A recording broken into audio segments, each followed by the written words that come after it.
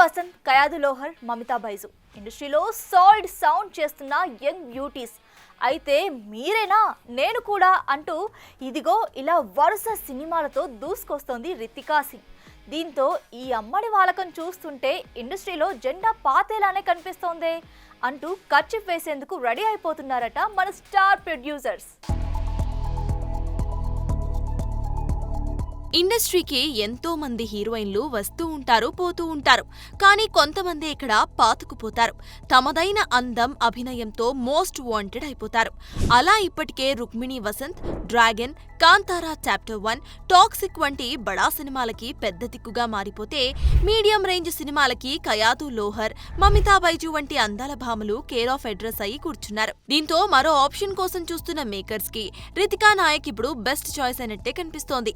అశోకవనంలో Arjuna కళ్యాణంతో entry ఇచ్చిన ఈ అమ్మడి చేతిలో మిరాయ్, వరుణ్ తేజ్, కొరియన్ కనకరాజ్, గోపీచంద్, సంకల్ప్ రెడ్డిల సూలా సినిమాలతో పాటు మరో 2 ఉన్నట్టుగా సమాచారం. ఇక ఈ 12న పాన్ ఇండియా స్థాయిలో వస్తున్న మిరాయ్ గనుక సాలిడ్ హిట్ అయితే మాత్రం రితికా నాయక్ దశ తిరగటం మాత్రం ఖాయమే.